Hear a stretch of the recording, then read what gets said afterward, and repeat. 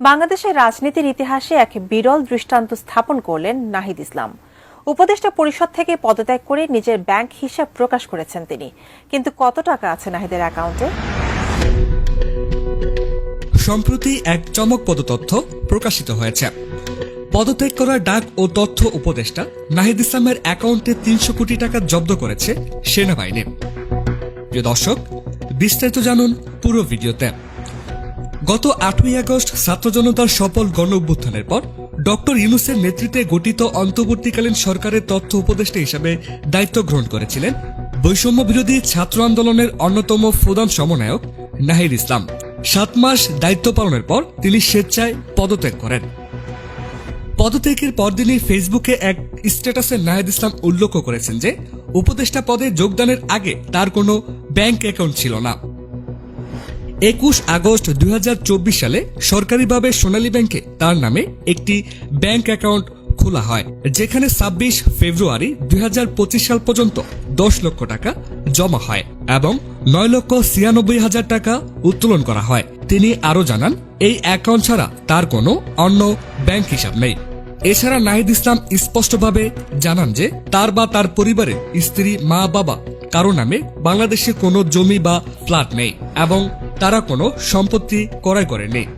একইভাবে তার একান্ত সচিবের ইসলামী ব্যাংক অ্যাকাউন্টে মাত্র ৩৬,০২৮ টাকা রয়েছে এবং তার পরিবারের কেউ কোনো সম্পত্তি ক্রয় করেনি। এদিকে সেনাবাহিনী কর্তৃক ৩০০ কোটি টাকা জব্দ করার খবরের সত্যতা নিয়ে প্রশ্ন রয়ে যায়, কারণ নাহিদ ইসলাম তার সকল আর্থিক বিবরণী প্রকাশ করেছে এবং কোনো বিশাল অঙ্কের সম্পত্তির মালিকানা স্বীকার করেনি। এটি একটি ভিত্তিহীন গুঞ্জন হতে পারে। এদিকে নাহিদ ইসলামকে ঘিরে রাজনৈতিক অঙ্গনে চলছে নানা আলোচনা ও সমালোচনা। রাজনৈতিক বিশ্লেষকদের মতে তিনি ব্যক্তিগত স্বার্থের কারণেই পদত্যাগ করেছে এবং সমন্বয়কদের নতুন দলে প্রধানমন্ত্রী হওয়ার স্বপ্ন দেখছেন তিনি। প্রিয় দর্শক, বিস্তারিত দেখুন পুরো ভিডিওতে। ডক্টর ইউনূসের প্রেস সচিবের যে লিখিত বক্তব্যটা ফেসবুকে আপনারা যদি দেখেন, তিনি লিখছেন যে একদিন সে দেশের প্রধানমন্ত্রী হতে পারেন। এখন এই কথাটা সাধারণ একজন মানুষ বলা, কোন জনগণ বলা এক বিষয়।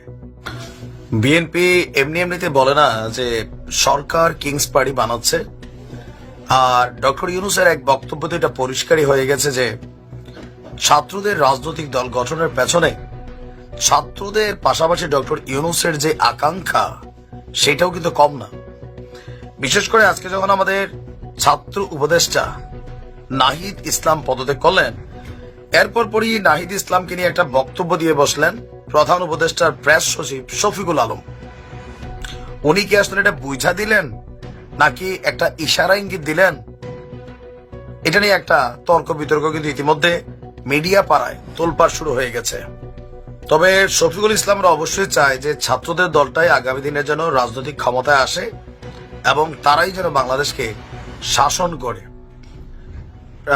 ডক্টর ইউনূসের প্রেস সচিবের যে লিখিত বক্তব্যটা ফেসবুকে আপনারা যদি দেখেন, তিনি লিখছেন যে দেশের সাম্প্রতিক সময়ের অন্যতম তীক্ষ্ণ রাজনৈতিক ব্যক্তিত্ব নাহিদ ইসলাম।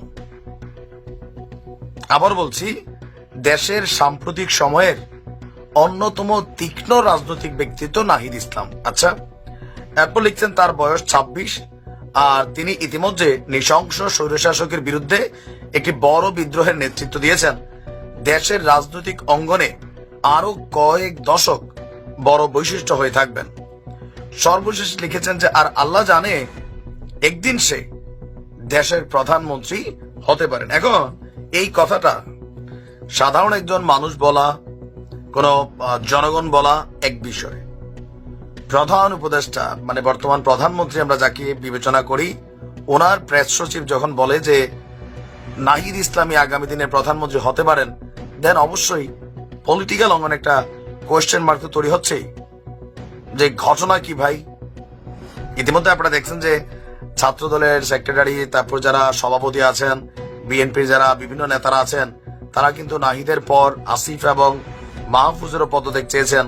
আবার বলছেন যে নাহিদ পদত্যাগ করে ফেলছে মানে এই না যে এই সরকার নিরপেক্ষ হয়ে গেছে। তো কেন এই কথাগুলো আসছে? মেইন কারণ হচ্ছে আমাদের এই সরকারের যারা প্রেস উপসচিব আছেন, সচিব আছেন, বিভিন্ন ব্যক্তিরা আছেন, তাদের বক্তব্যগুলো একটা স্পষ্ট লাইন আপ করে যে ছাত্রদের রাজনৈতিক দলটাকে গঠনের পেছনে ইভেন এই সরকারের অধীনে যদি একটা নির্বাচন হয়, সেই নির্বাচনে এই ছাত্ররা একটা বিশেষ সুবিধা পাবে। এটা আমাদের কথা না, মানে বিএনপির বক্তব্য আর কি। আর তার উপর ডক্টর ইউনূসের যে বক্তব্যগুলো, এই ছাত্র রাজনৈতিক দলকে নিয়ে আগামী দিনে তরুণরাই ক্ষমতায় যাওয়া উচিত, তাদের হাতেই এই বিপ্লবের ফসল দেওয়া উচিত। আবার উপদেষ্টা রিজওয়ানা তিনিও বলছিলেন যে ছাত্ররাই পারবে দেশকে সবচেয়ে বেশি ভালো লিড করতে। তো এই কথাগুলোর পিছনে একটা কারণ আছে। কারণ কি, দেখেন যে তারা কিন্তু একটা টিম হিসাবেই সরকারে ছিল। ইভেন যদি ছাত্রদের রাজনৈতিক দলটা আগামী দিনে ক্ষমতায় আসে, এই মানুষগুলা সৈয়দ রিজওয়ানা বলেন বা এই শফিকুল ইসলাম বলেন, তারা একটা ভালো পদ পদবি পজিশন কিন্তু হোল্ড করে ফেলবে। সো তারা সর্বোচ্চ চাইবে ছাত্রদের রাজনৈতিক দলটা ক্ষমতায় যাক। বাট এবং এইবার আরেকটা রেকর্ড করেন যে স্বেচ্ছায় পদত্যাগ করছেন তিনি, নাহিদ ইসলাম। মানে আমাদের দেশের রাষ্ট্র ক্ষমতায় যারা যায় এদেরকে ক্রেন দিয়ে টেনেও নামানো যায় না, এই অবস্থা। কিন্তু এটা পজিটিভ যে তিনি স্বেচ্ছায় চলে আসছেন, হয়তো তিনি রাজনীতি করার জন্যই, কিন্তু তারপরও কথা হচ্ছে স্বেচ্ছায় তিনি বিদায় হয়েছে। এখন আমাদের যে প্রেস সেক্রেটারি আছেন শফিকুল আলম, শফিকুল সাহেব বলতেছেন যে নাহিদ হচ্ছেন ভবিষ্যৎ প্রধানমন্ত্রী। এখন এটা কি তিনি গণক হিসাবে বলতেছেন নাকি তার আশাবাদ?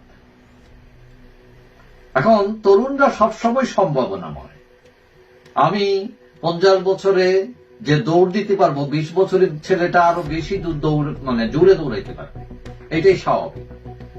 কথা হলো সম্ভাবনাকে কাজে লাগানোর যোগ্যতা কৌশল তারা জানে কিনা।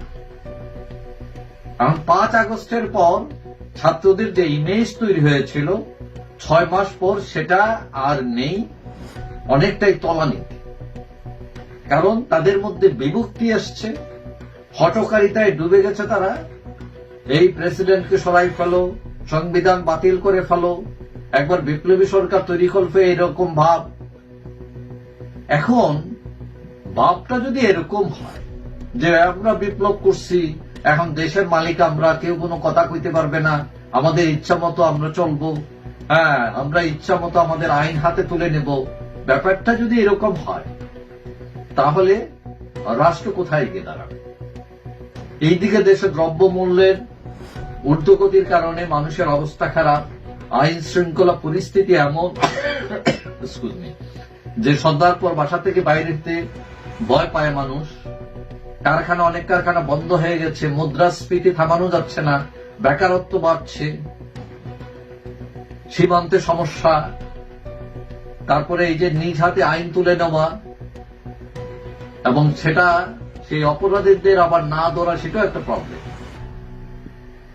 এখন এইসবে মনোযোগ না দিয়ে ওই যে গায়ের করার রাজনীতি, হুমকি দামকির রাজনীতি, এইগুলো দিয়ে নতুন দল করে কতটা সাকসেস হওয়া যাবে এটা নিয়ে প্রশ্ন আছে। এখন এই যে ছাত্রদের উপর যারা অনেক আশা করেছিলেন, পরে দেখা গেল আস্তে আস্তে তারা বিরক্ত হচ্ছেন তাদের উপর, এবং কেউ কেউ বলা শুরু করেছিলেন যে আগেই ভালো ছিলাম। ছাত্ররা নতুন দল বিএনপি জন্য মাথা ব্যথা। এর আগে ফখরুল ইসলাম আলমগীর বলছিলেন যে ক্ষমতায় থেকে কেন রাস্তায় নেমে এসে দল করেন, ওয়েলকাম। আচ্ছা যাই হোক, তারা রাস্তায় নেমে আসছেন এবং আরো কয়েকজন, 2জন ছাত্র উপদেষ্টা আছেন, হয়তো তারাও নামবেন এবং তারা দল করতেছেন, এটা ওয়েলকাম। কিন্তু তারা যদি মনে করেন এটা শ্রীলঙ্কা বানায় ফেলবেন, যে শ্রীলঙ্কার যে প্রেসিডেন্ট নির্বাচিত হয়েছেন, এর আগের নির্বাচনে তার জনপ্রিয়তা ছিল মাত্র 5%, সেই 5%-এর মালিক রাতারাতি হয়ে গেলেন, ক্ষমতায় চলে গেলেন। এখন তারাও সেই পথের সন্ধান করছে বলে অনেক পত্র পত্রিকা লিখছে। এখন কথা হচ্ছে শ্রীলঙ্কা ও বাংলাদেশ 2 রকম ব্যাপার। সেখানকার প্রেসিডেন্ট প্রাসাদও কিন্তু দখল করা হয়েছে, বিপ্লবীরা, সাধারণ মানুষরা দখল করেছে, কিন্তু সেখানে কিন্তু চুরি করে নাই। আর আমাদের গণভবন দখল হওয়ার আগেই মানে চুরি লুটপাট শুরু হয়ে গেল। সুতরাং আমাদের দেশ আর ওই দেশের বাস্তবতার মধ্যে অনেক পার্থক্য আছে। আরেকটা প্রবলেম যে আমাদের দেশের মানুষের মানসিকতাটা হচ্ছে বুটের বাক্সে আওয়ামী লীগ বিএনপি, এটা ছাড়া সে আর বুঝে না। এখন ধরেন জামাত এত অর্গানাইজড একটি দল, যাদেরকে সবাই বলা হয় যে তারা সৎ মানুষের শাসনে তারা এগিয়ে অন্য দলের চেয়ে, কিন্তু বুট সেক্টরে গেলে দেখা যায় বুট পায় 14টার 20টা। ওই তাদের দলের যে কয়জন লোক আছে তারাই ভোট দেয়। তো এখন ছাত্ররা দল করেছে, ভালো কথা, তাদেরকে ওয়েলকাম, কিন্তু তাদের অভিজ্ঞতা নেই, মানে রাজনৈতিক অভিজ্ঞতা অনেকটা শিশু পর্যায়ে। তবে তাদের উদ্যম আছে, স্পষ্টতা আছে, চাইলে তারা পারবে। কিন্তু কেউ যদি মনে করে যে আওয়ামী লীগ তাড়ানোটাই হচ্ছে রাজনীতি, তাহলে লিখে রাখেন এই আওয়ামী লীগই একসময় তাদের স্বপ্নকে শেষ করে দেবে।